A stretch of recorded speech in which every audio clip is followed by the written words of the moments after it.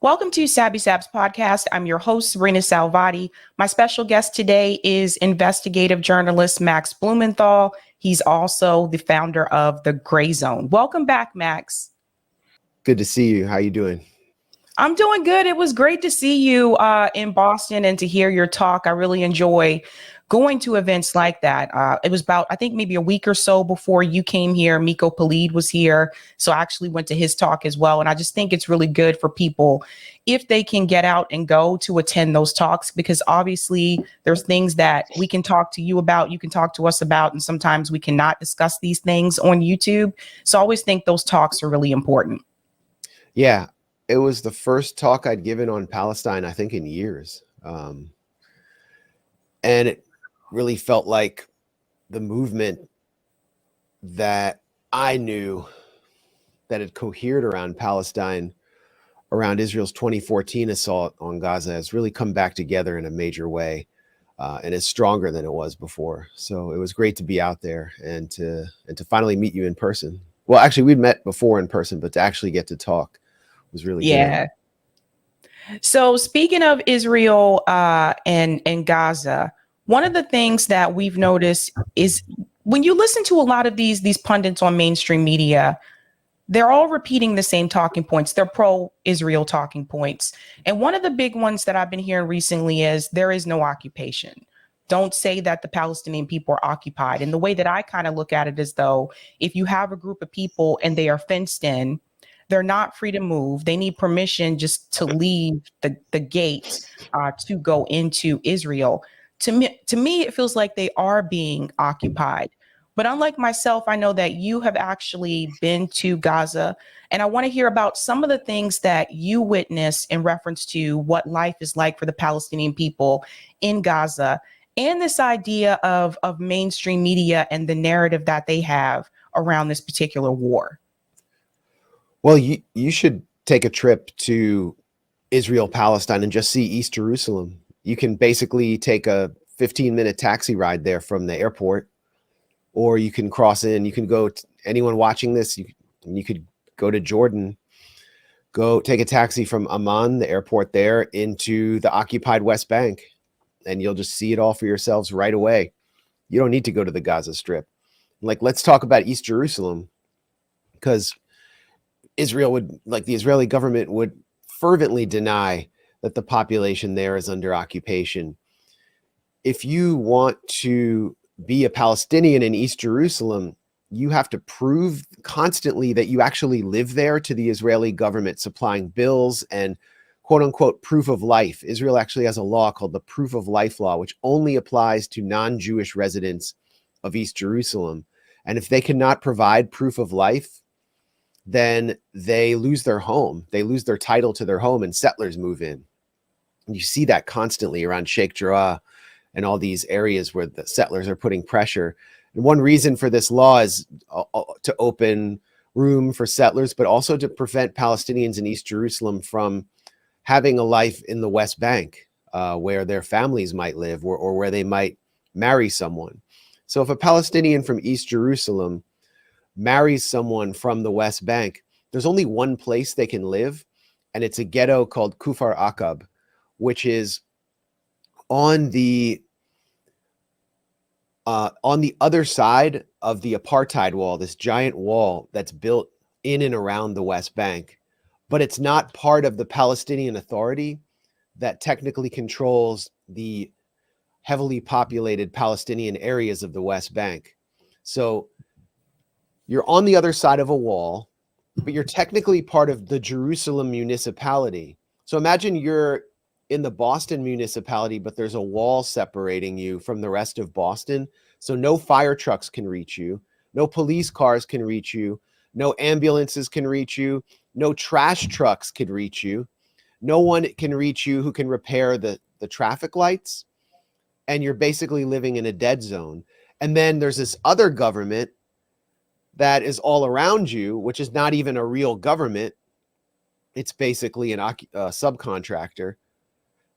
and they are not allowed to provide you with services. So if someone from East Jerusalem marries someone from the occupied West Bank, they live in an area where there are basically no services. And I've been there. You see trash piled up all around the streets. Potholes are everywhere. I mean, it's basically like off-roading going through the streets. There was one traffic light which the local residents kept repairing, but they stopped repairing it.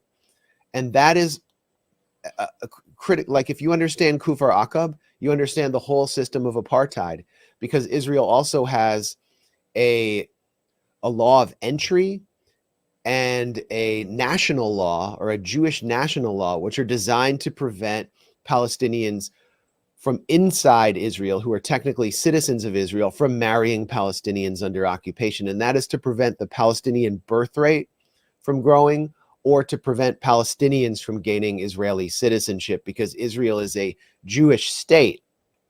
So as a Jewish state, they consider Palestinians to be a demographic threat. And that is one way we can understand the Gaza Strip. Now that we understand the whole system of apartheid, it's easy to understand the Gaza Strip. There are 2.2 million people there. Almost all of them, like 85% of them, are technically refugees. They rely on the UN for schools and food and so on. They're living in a human warehouse because they're not Jewish. They were pushed off their land in 1948 by what would become the state of Israel and put in this warehouse for eternity, which is now a death camp. And who is doing the dying disproportionately in the Gaza Strip? It's the demographic threat. The babies, the children, and the women, because the Palestinian womb is a direct threat to the apartheid system of Zionism, because it gives birth to people who the Israeli government officially refers to as a demographic time bomb. So, how racist is that? How anachronistic is that system in the 21st century? As for everything that's wrong with the United States, consider if the United States referred to its own indigenous population, or the black population, or the brown population, and there are Americans who refer to this, but officially, if it referred to them as a demographic time bomb and took measures to prevent them from getting married and giving birth. Yeah, it's very interesting, because one of the things I noticed, you mentioned the West Bank, and the UN has time and time again, they've declared that the settlements in the West Bank are illegal. And I applaud the UN for making the statement. The UN, I feel, is notorious for making these statements or writing these strongly worded letters, as I would call it. I know you have actually spoken to the UN in person, but I feel like once the UN makes that statement, there doesn't seem to be a next step. It's like, okay, you declared that the settlements are illegal. What is the next step after that? What are you going to do? Is someone going to do something to prevent Israel from kicking Palestinian people out of their homes? And it seems like there's just no follow through. There's no accountability. So you haven't spoken to the UN. What happens after that? When you go to have these speeches, I know you have, Danny Haifong has spoken to the UN. When you do this, after that, what is the next step? Who is supposed to come in and make a state like Israel accountable? Well, I spoke to the UN about Ukraine, but the UN Security Council is unable to enforce any or pass any real binding resolutions which would force Israel's hand, because of the United States, because it's a permanent member state, and the permanent member states get a veto. So the US vetoed the ceasefire resolution. What really would need to happen is for the UN Security Council to vote for sanctioning the state of Israel. But the United States, of course, makes that impossible. That's the only way the UN system could actually bring force to bear and change the situation on the ground. We've seen something like 130 UN staffers, according to Antonio Guterres, the Secretary General, be killed in the Gaza Strip. And you have this psychopath sitting there in the UN chamber, Gilad Erdan, the Israeli ambassador, wearing this fake yellow Jewish star, as Jews were forced to wear in the ghettos of Nazi-occupied Western Europe during World War II, and he's representing a government that is murdering UN staffers day after day, bombing UN schools, bombing UN convoys. He should be ejected from the UN, but the UN can't even defend itself against this malevolent force, which is openly aiming at the destruction of the UN system and the whole system of international law. I mean, that's one of Israel's ultimate targets. So when Israel gets to carry out this heinous genocide, something we haven't witnessed in our lifetimes, a heinous genocide that's just playing out day after day. You can watch the most hideous scenes on social media, promoted not just by Palestinian accounts or Palestinian journalists, by Israeli accounts who are proud of the war crimes they're committing. When this is happening, Israel is telling other countries that want to do this to their restive populations that if we get away with this, well, you can do so as well. And in fact, we're developing the technology and the political means that we can export to you so that you can do this in the future to anyone who rebels against you from within or without. And that's very appealing, particularly to Western countries that are operating along the lines of neoliberal capitalism, who are facing increasing pressure from migrants, from their own urban populations, and which are backing this assault and see Israel not only as a customer for their own weapons, but as an exporter and producer of advanced surveillance technology and new experimental mechanisms of warfare. So basically, Israel is completely shifting the world system towards one which tolerates and supports genocide. And really the only thing standing between that and the rest of us is whatever resistance the Palestinians are able to put up. There's also this issue with Netanyahu where he actually had explained this in front of the UN, this idea of a greater Israel, which includes part of Syria, part of Lebanon, part of Jordan, and the Gaza Strip is gone. So it's as if Israel did expand.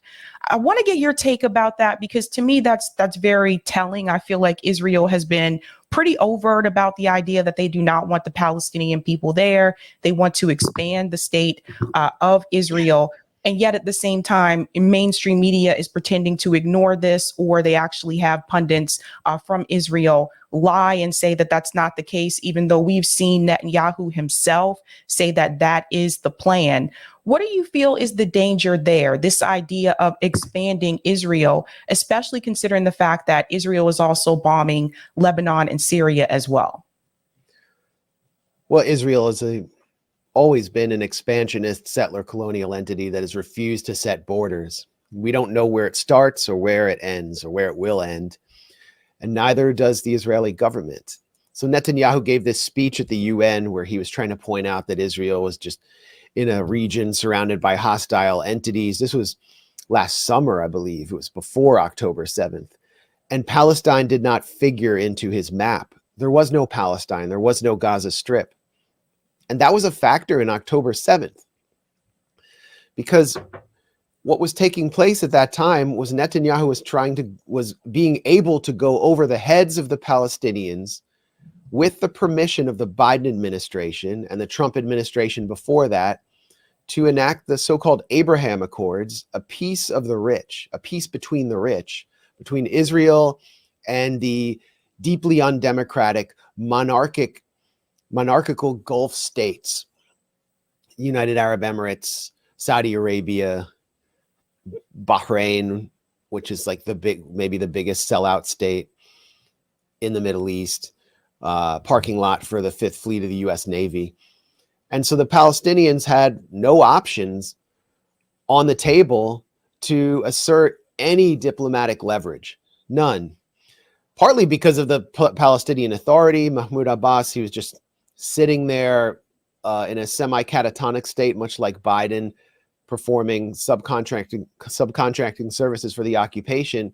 But there was this robust military resistance force in the Gaza Strip run by Hamas, which is officially declared a terrorist organization by the West, to deny it any diplomatic ties to anyone in the outside world, even though it effectively controls 2.2 million people and has a mass base across the Palestinian diaspora from the West Bank through the refugee camps.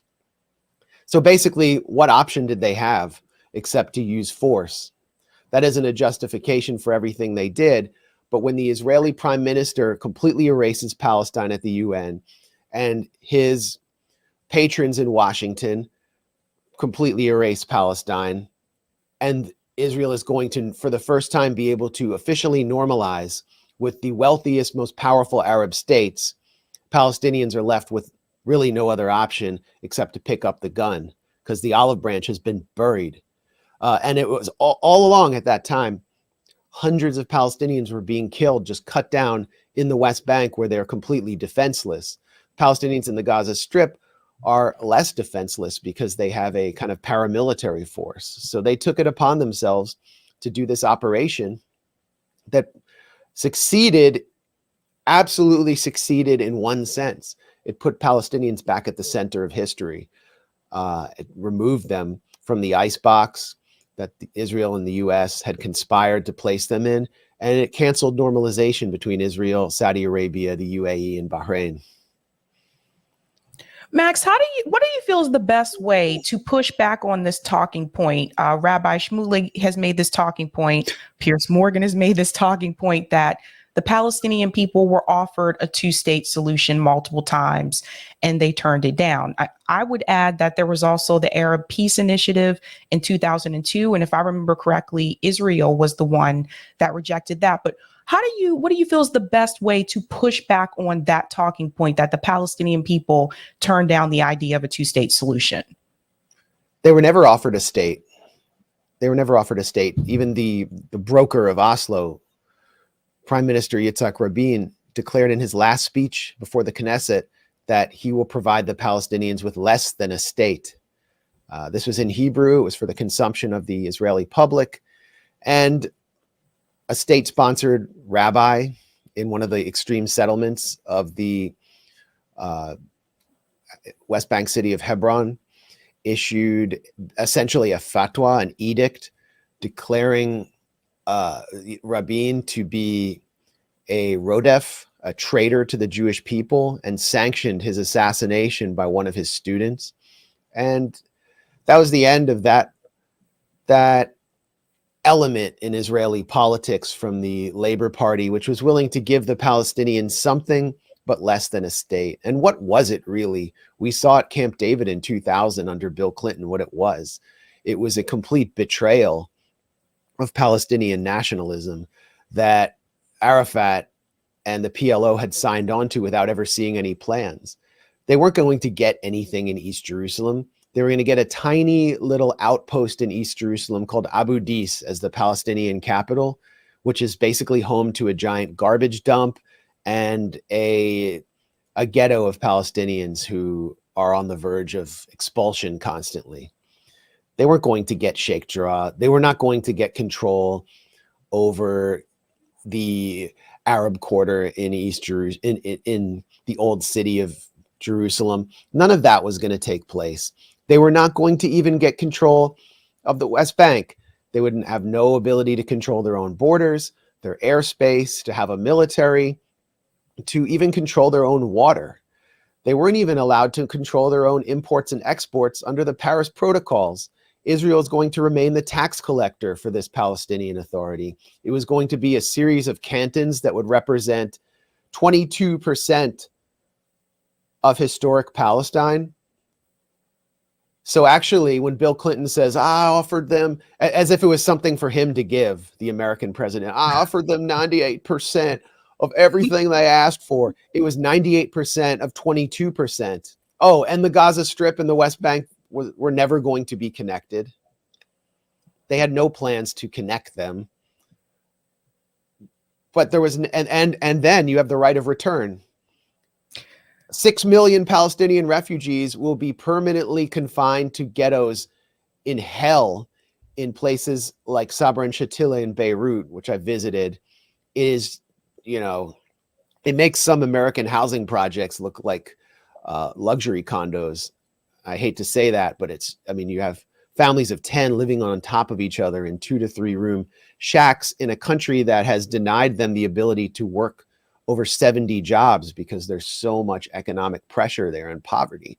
They're confined to live there forever because, according to the two-state solution provided to the Palestinian occupation authority, occupation subcontractor by the Americans and the Israelis, Palestinians are a demographic time bomb. They're a demographic threat, so the refugees cannot be allowed to come home.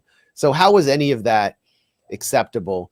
It wasn't. And now we see Netanyahu just coming out and admitting everything, that he has worked throughout his entire career to prevent a Palestinian state. And that's why people in Israel should support him, because the Jewish Israelis, by and large, a vast majority of them, an overwhelming majority, oppose a Palestinian state and will not support any politician who agrees with it. I could go on for the next hour about this, but it's just one of the biggest colonial lies that we hear, that they were just offered this wonderful state and they walked away from it.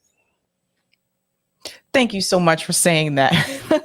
Thank you so much for saying that. There's also the issue with the media, which I talked about this last night. This is a wild story, but The Intercept actually reported this. It says CNN runs Gaza coverage past Jerusalem team operating under the shadow of an IDF censor. So it turns out that The Intercept reported that apparently CNN all this time, not actually starting with October 7th, the article says that they've been doing this for years.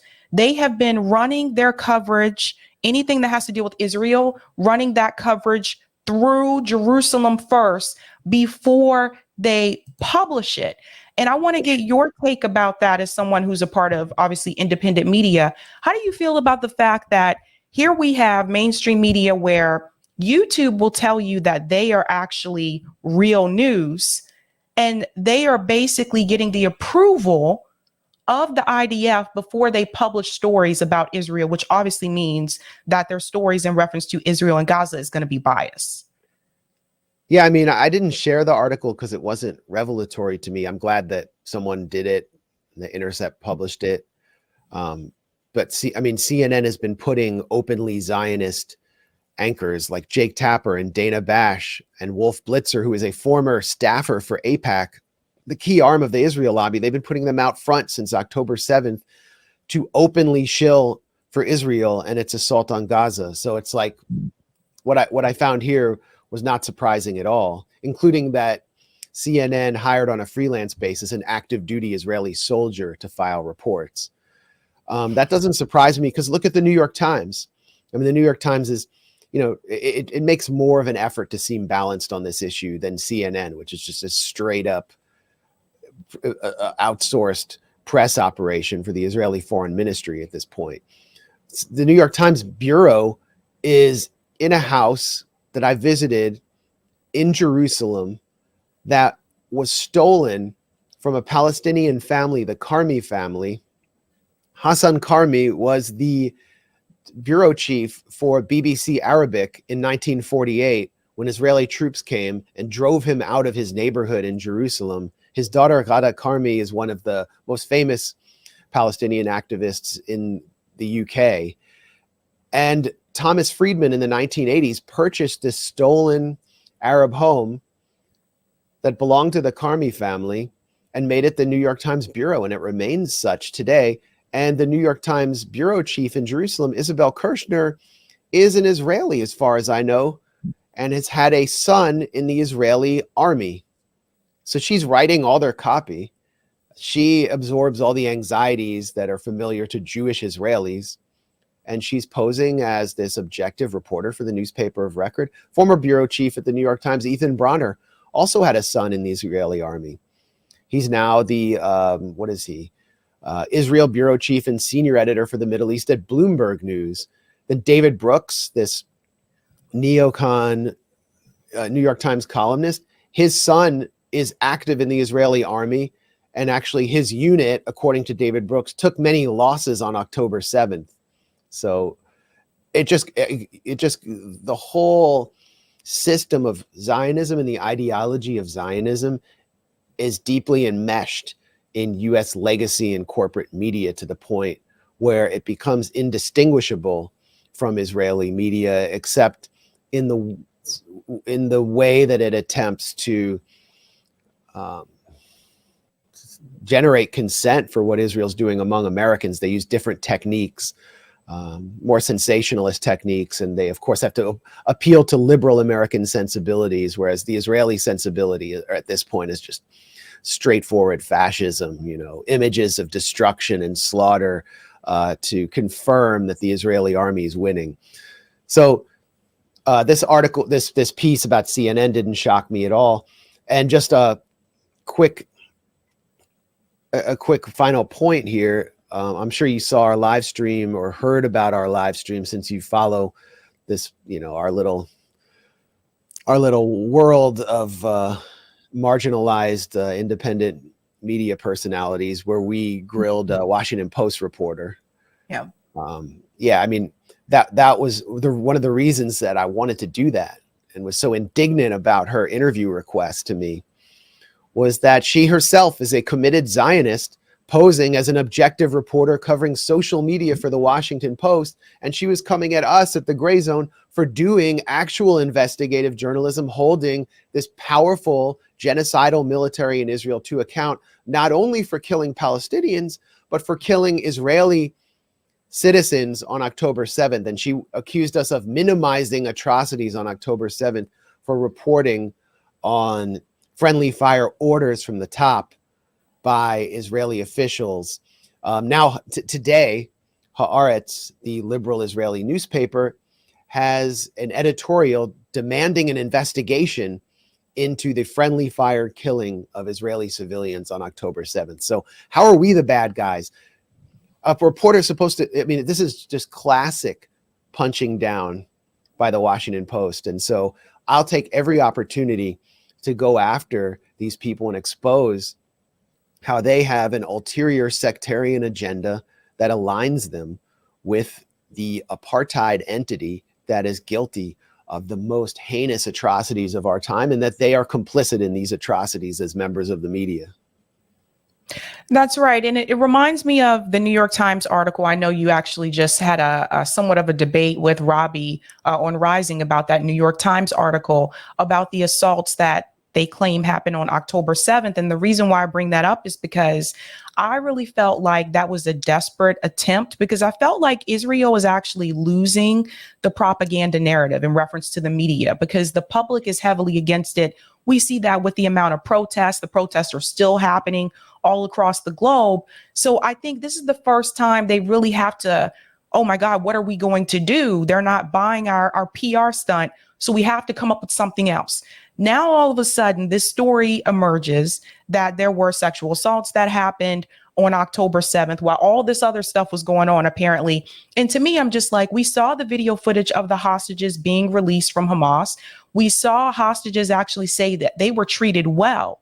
But at the same time, the state of Israel didn't want those hostages to be interviewed. Now, all of a sudden, there's this story of mass sexual assault that apparently happened on October 7th. And I'm like, you guys didn't mention this before. Then they say the witnesses don't want to be named. And so I said, how do I know these people even exist? I don't know. And there's no evidence. And so for me, one of the things I think that I've learned from the Gray Zone is that not everything is black and white. Sometimes you do have to ask these questions. Like sometimes there is that gray area. But it was interesting to me how far it seems like they're willing to go just to get, more so Americans, just to get the American people to side with Israel and against the Palestinian people.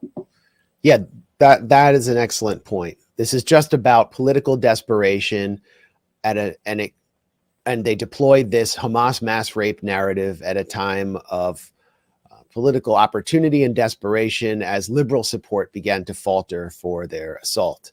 They had a lot of support, just as George W. Bush had a lot of liberal support after 9/11. Israel had a lot of liberal support after October 7th. But as the images of the dead babies and the dead women and just horror, sheer horror from the Gaza Strip start to flow in and even start to penetrate the MSNBC, wine ant networks, things start to unravel, and you have to do something spectacular in order to maintain that support. So you get Sheryl Sandberg and Hillary Clinton at your Israeli mission at the UN, reliable stooges, and convince them that rape took place on a mass scale on October 7th, and then maybe you can buy a little bit more time. This is a war. Israel doesn't play by the laws of war. They don't play by any rules. All they want to do is destroy the enemy to maintain their colonial project. And their war is not fought only through military means. It's fought in the gray zone of propaganda and information warfare. And that's what this Hamas mass rape propaganda hoax is all about. And we've dismantled it at the gray zone. Electronic Intifada has dismantled it. Mondo Weiss has dismantled it. These are independent outlets doing what journalists are supposed to do, which is to question the narratives of the powerful. And we have all the evidence we need to do so because the Israeli Social Security Service has published the names of all the dead and the circumstances of their death. It's also available at Haaretz and other public records. And we can match up that evidence against the claims that appear, for example, in the New York Times bogus article by Jeffrey Gettleman. And it really highlights how there are no evidentiary standards for US media to print these narratives. And there is no evidentiary basis for the narratives put forward by these so-called eyewitnesses. I won't go through all the sources. I don't have time to do it. I did that yesterday on Bad Faith with Brianna Joy Gray, and we've done it at the Gray Zone. We're going to publish our questions that we're going to submit to the New York Times.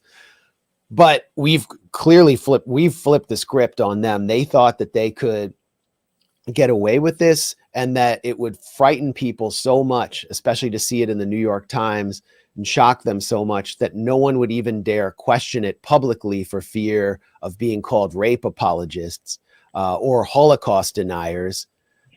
And we just weren't playing that because I don't trust them. I know an Israeli official's lying when he or she is in public, when their mouth is moving, when they're typing words. And here's another lie.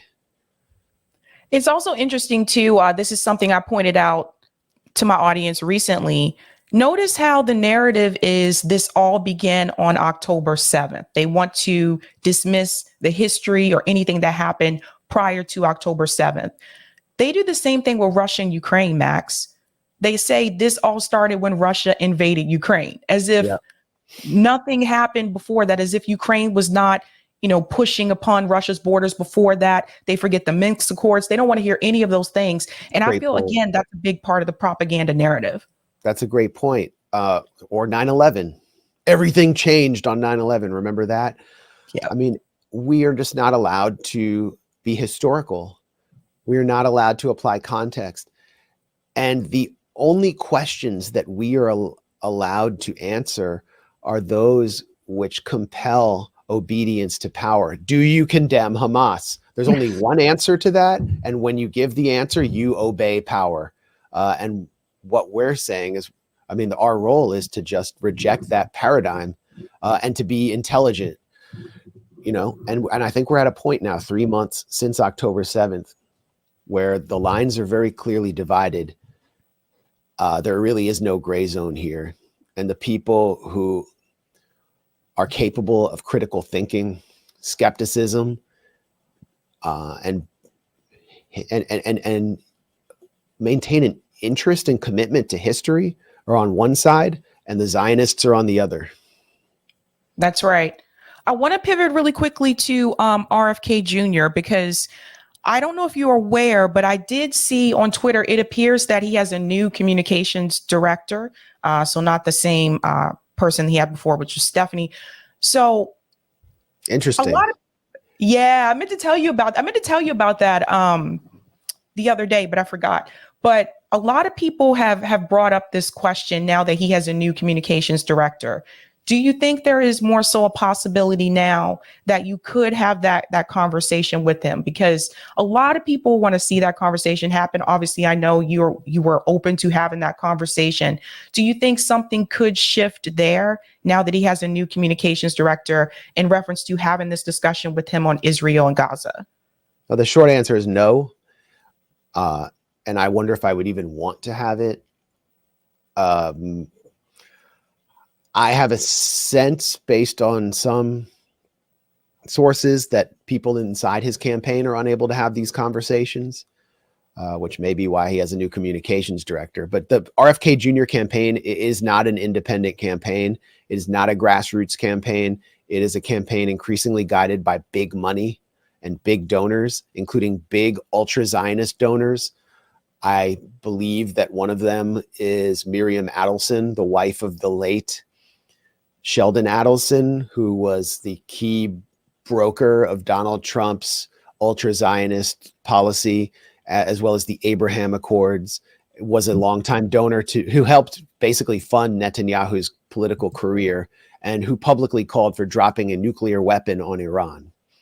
Bobby Kennedy later this month will be doing a public event alongside Miriam Adelson and Shmuley Boteach, the reality show pseudo rabbi and dildo salesman, who is spending much of his time harassing adolescents at ice skating rinks in the New York area.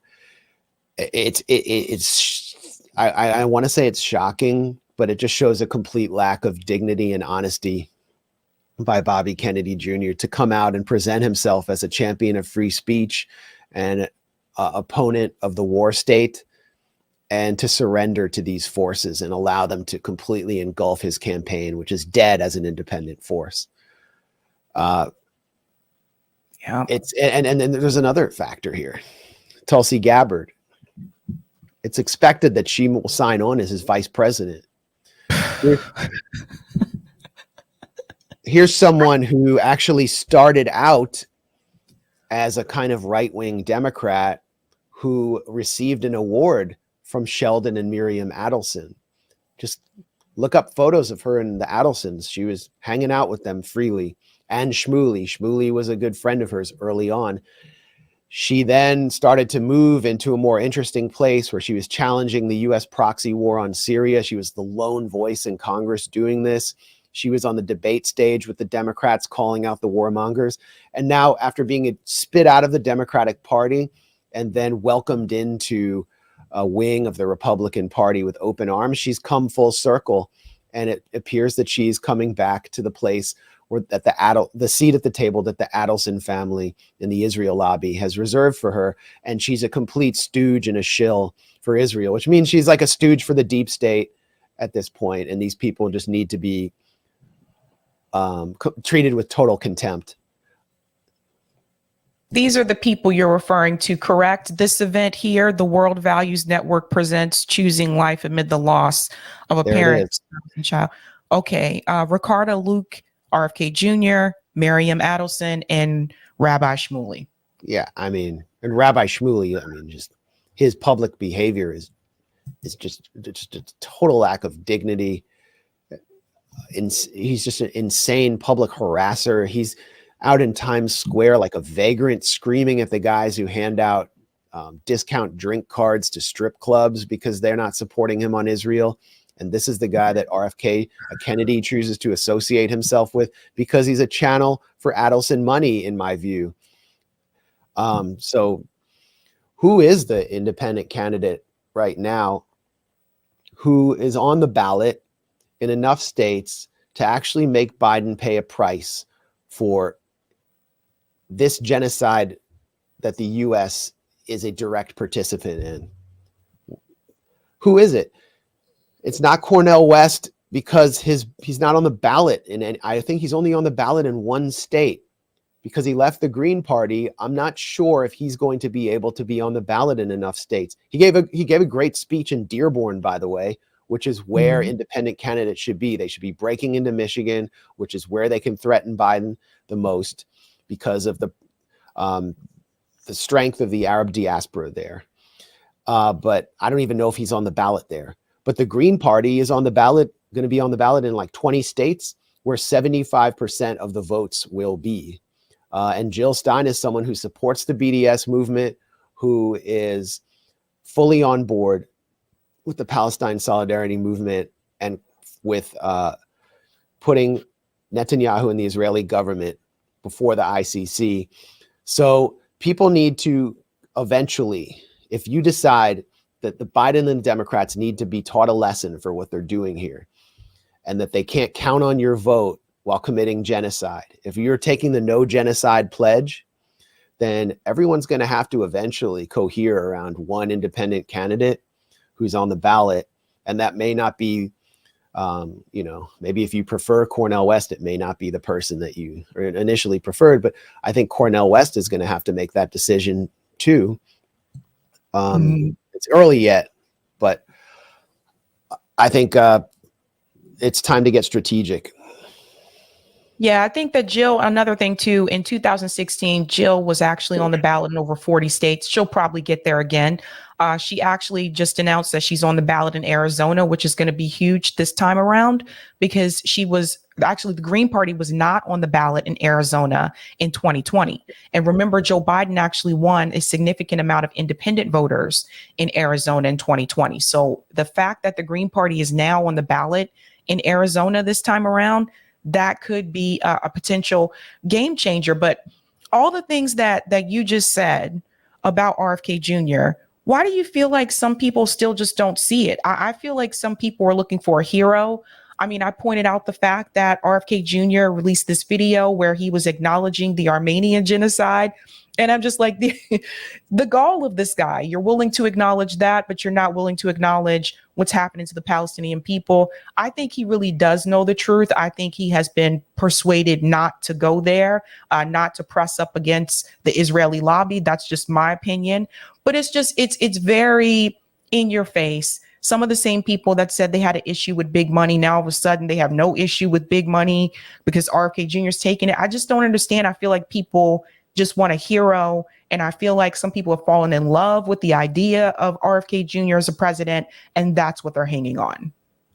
Yeah, I mean, there are some people for whom the Israel-Palestine issue is not as important as, for example, what happened during COVID, which was really traumatic for a lot of people. And he was brave on that issue, whereas the other independent candidates were not. We didn't hear much from Jill Stein about that. Cornel West was doing like pro-Fauci propaganda. So for a lot of people, that is the big issue that compels them to support him. Other people are compelled by him being a Kennedy, and they hearken back to the days when the Democrats supported a major industrial base inside the US and were skeptical of the war state and supported civil rights. And he wants to channel that tradition, and they get nostalgic. A lot of the people who are in the JFK assassination conspiracy movement, and I'm not saying the word conspiracy to dismiss them. I think their research is extremely important and legitimate. They think RFK will bring out the files, which every U.S. president has buried. So everyone has their reason for wanting to be around him. But my point is that when you submit yourself to the power of the Israel lobby, and not just the mainstream Israel lobby, but the extreme right-wing, pro-settler wing of the lobby that Adelson represents and Shmuley represents, you take a poison pill that will eventually destroy the entire body of your politics and everything you represent until nothing's left anymore except what they control. And that's what he's done. And I'm told different things. I see him on stage with Adelson, so it looks like there's a payoff. I'm told by people who know him, who are close to him, that he truly believes this stuff about Israel, although it looks like he was handed a script, but that in person, he delivers the script. Like in private, when he's supposed to be candid, he won't break from it. Some people speculate that it's about Epstein. I'm not really buying that, because he's been very out front about his sexual peccadillos and his former sex addiction. Like, I don't know what else could possibly come out that could damage him, or that anyone would actually care. So at this point, one thing is clear. what could have been a really threatening campaign to both Donald Trump and Joe Biden has been destroyed from within, because Bobby Kennedy Jr. is completely cut off from the independent podcast world that we represent, or the independent journalism world, as well as the pulsing heart of the activist community in the US, which is willing to go to war for you if you actually represent something. And so they're out, all those thousands and thousands of people who are out in the streets for Palestine now, they're politically homeless, or should I say politically unhoused. And they need to determine where their home will be pretty soon and not stay. I don't like, I hate saying it, like I sound corny, because like the 2020 propaganda was vote, vote, vote. And like you saw these liberals wearing like vote on their sunglasses and vote masks, like 3 vote masks. And like the other mask was like, you know, a Ukraine flag. But you should be prepared to vote against genocide and make Biden pay for this. That's right. And it's interesting you brought up JFK, because I interviewed Rick Sterling recently. He wrote an article through Mint Press about the truth about JFK and where he stood on this issue with Israel. And JFK has a completely different position about Israel when you compare it to what RFK Jr. believes. Or senior. Or senior, exactly. Like they did not, and this is something when RFK has interviews, he's leaving this out. JFK did not agree with the fact of Israel having nuclear weapons. In fact, he questioned it multiple times, and he wanted to visit there before, you know what, he was assassinated. Could be connected, I don't know. But he did not agree with that. He did not agree with the direction that Zionism was moving in, because he thought it would create problems like what we have right now. So he was not in the same camp with RFK Jr., but RFK Jr. is doing all these interviews and he's leaving that part out. Exactly. And he's really channeling the tradition of Teddy Kennedy, his uncle, who ran against Carter from the Likudnik right and condemned Jimmy Carter for opposing Israeli settlement activity. That was one of his key talking points. And Teddy Kennedy, he was trying to get pro-Israel money. Pro-Israel money powered his campaign, and he was the ultimate progressive except for Palestine, the ultimate hypocrite, which is so common right now in the Democratic Party. I mean, he supported progressive social policies. He supported, he was a vehement opponent of Bush's war in Iraq and the torture program. And at the same time, he supported Ariel Sharon and Benjamin Netanyahu and every murderous Israeli prime minister to the hilt. And that's sort of something that Bobby Kennedy Jr. has taken on as well. But the hypocrisy just doesn't wash anymore, because the mask has been lifted on Israel. There is no liberal democratic Israel that anyone can point to. No one can say Israel just wants peace if the Palestinians would just let them. Israel's open about its intentions, its leadership, openly says they want Nakba 2.0, which means they acknowledge Nakba 1.0. They openly say it. They openly say they aim to kill Palestinian civilians, as many as possible. The Israeli president, Isaac Herzog from the Labor Party, said there are no civilians in Gaza. These are the statements that are in the South African filing before the International Court of Justice, and they really show you what Zionism is and what Israel is. And so the younger generation that doesn't watch legacy media and that often reads like primary documents like the South African filing, they are not going to go for this anymore. So Bobby Kennedy's left with a bunch, Jr. is left with a bunch of kind of scattered, isolated boomer types who are lost in nostalgia. But the question is, where does everyone else go? And just another point about Bobby Kennedy is, like, he coasted a lot off of the platform he got from Tucker and from Fox News early on. But I think he poses the greatest threat to Donald Trump as an independent candidate. He poses a real threat to Trump because, I mean, he is going to peel off more votes from Trump than Biden. He would actually threaten Biden if he took a different position on Israel, but he threatens Trump, and you can see who he's cozying up with, especially if he has Tulsi Gabbard as his VP. That's a direct threat to Trump. So the Trumpist media is going to go after him at a certain point. Right. I can see that happen as well. You mentioned Ted Kennedy. The other thing, too, is that Ted Kennedy killed a woman and got away with it. There's that, too.